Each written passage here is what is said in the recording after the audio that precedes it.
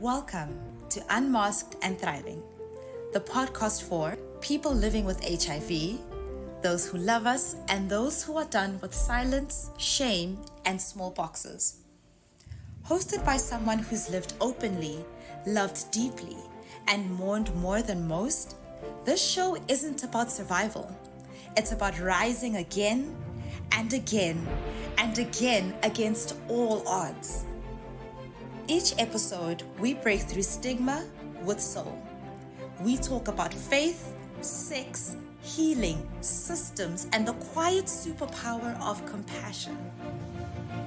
If you're looking for truth that holds space for spirit, sorrow, and strength, this is your home.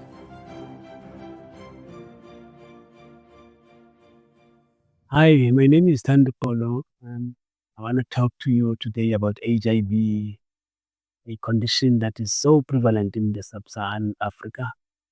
When I was diagnosed with it way back, everything around me shifted, but not in the way people might assume. You see, then there were no pills handed to me, no counseling, no comfort, just a cold voice, a judgmental look, and silence. What I remember the most is the feeling of being reduced, not just to a diagnosis, but to shame.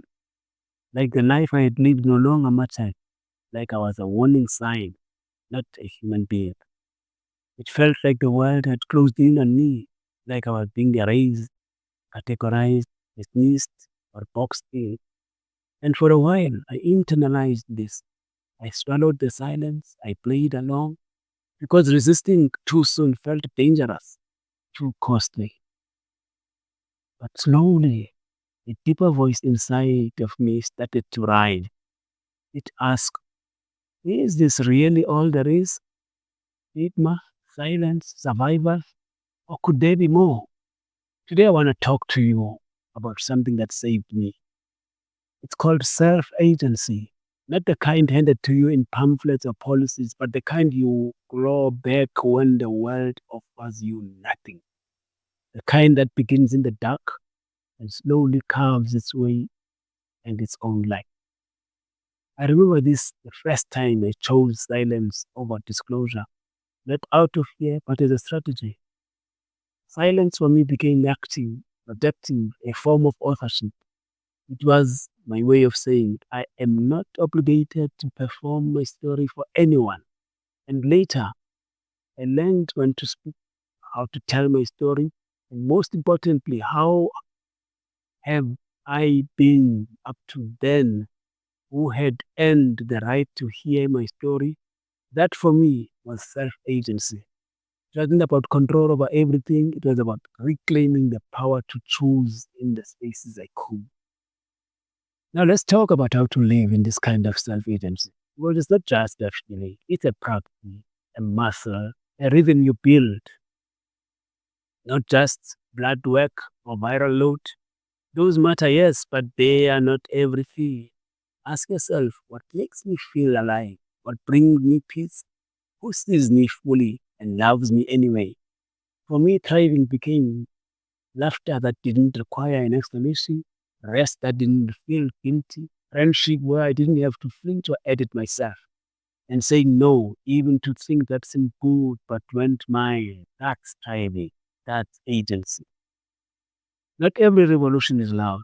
Some begin with small, sacred decisions, choosing who you trust, declining to answer intrusive questions, wearing what makes you feel powerful, praying in your own language of spirit, not someone else's prescription. Those moments matter. They build your internal capacity and they build your internal compass. Yeah, in reclaiming your story, remember we've been labeled OPLHIV, ATYW, ABYN, period KPs, you name them. These are categories. These are tools for policies, but they are not our identities. Reclaiming your story, therefore, means saying, I am not your acronym. It means writing your own script. It means knowing that the systems may need categories, but you need wholeness. I didn't start with tools or support. I started with the raw will to still be somebody, even when the world acted like I was already gone. You begin by naming them out emphatically. Say, this labels helps you, but it doesn't hold all of me. If you are a queer, if you are spiritual, or living with HIV from birth, your story may not sit neatly in policy boxes. That doesn't make you invisible. It makes you complex, and that complexity is sacred. You refuse the box by being unapologetically whole. You push back. You gather with others who've been sidelined. You tell your stories anyway, in art, in protest, in podcast, in whispered truths. You become visible in your own terms, and you remind the system that data without dignity is not progress. I built my own systems of care by creating spaces where I got to be seen.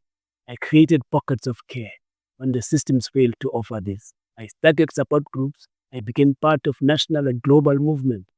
That is how NAPO was born in this country.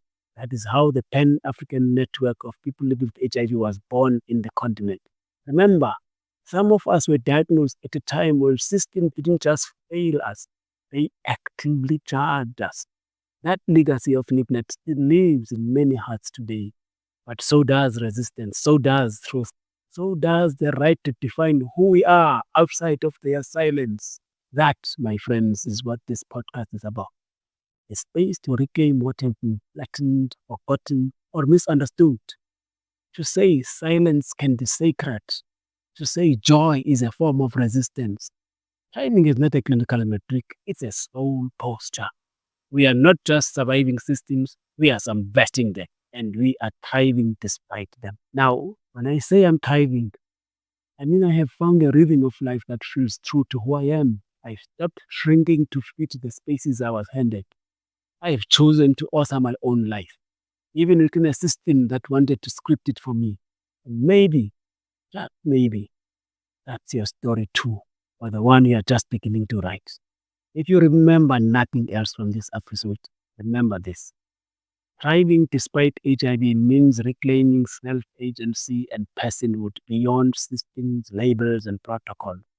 It's about defining your own rhythm, choosing when and how to speak, and finding joy, dignity, and authorship over your life. You are not your file number. You are not a category.